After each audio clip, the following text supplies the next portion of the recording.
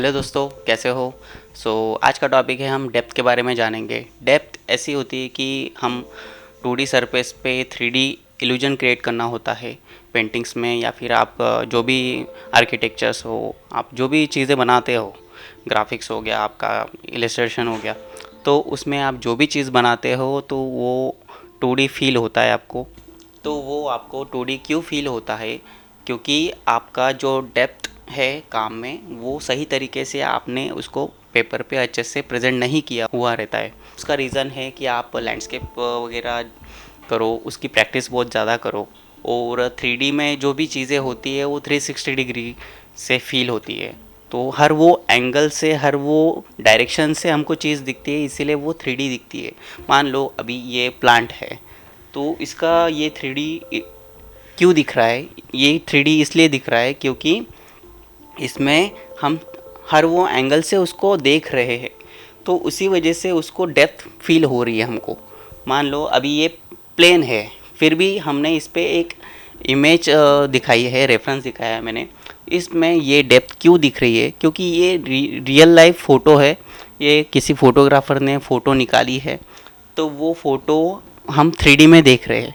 क्योंकि हर वो एंगल से लाइट्स, डेप्थ, शैडो, उसमें कोर शैडोज़ वगैरह, हर वो चीज़ उसमें सही तरीके से फ़ोटो में वो आई है।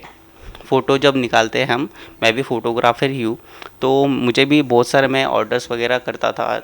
जब भी मैं नेचर में शुरुआती दिनों में मैं मोबाइल से फ़ोटोग्राफ़ी करता था, तो तब मुझे बहुत सारे एक्सपीरियंस आए थे कि जब रेनी सीज़न होता है, छोटे छोटे इंसेक्ट्स होते हैं, या फिर फ्लावर्स हो गए, ट्रीज़ हो गए, तो हर वो चीज़ों का मैं फ़ोटोज़ खींचता था पहले शुरुआती दिनों में।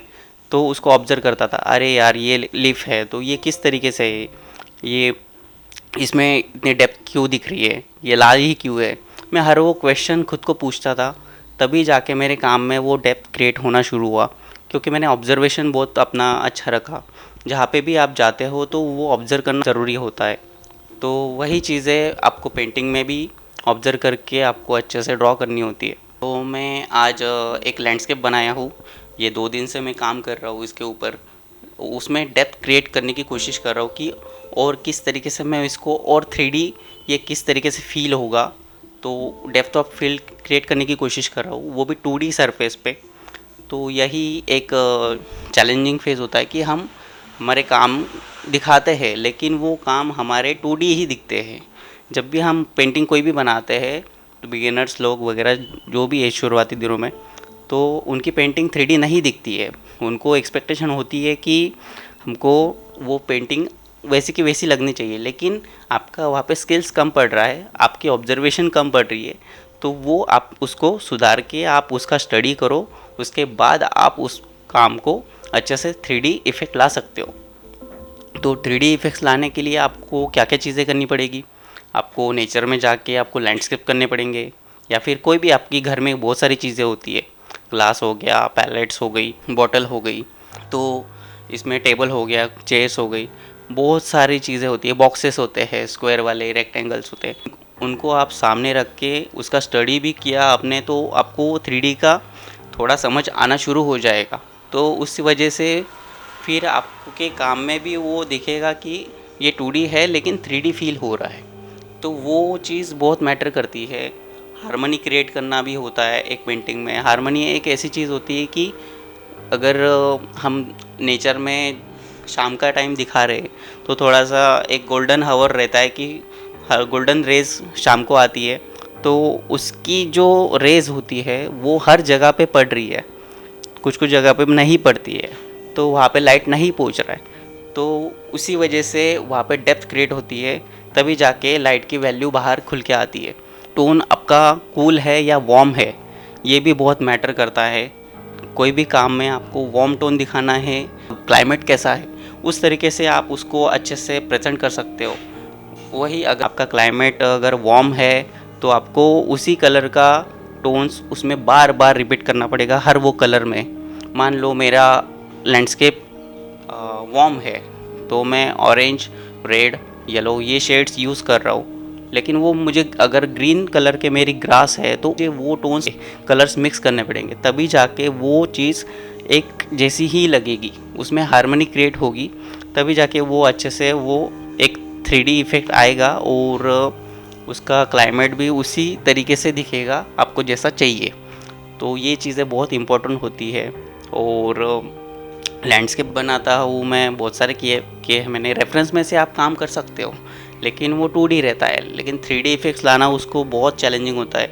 2D सरफेस पे 3D इफ़ेक्ट लाना, तो इसीलिए आप स्टडी करो अच्छे से, कोई भी चीज़ों को सामने रखो, वो आप उसकी प्रैक्टिस करो, तो उसकी वजह से आप फिर आपके काम में एक 3D इफ़ेक्ट ला सकते हो, डेप्थ क्रिएट कर सकते हो।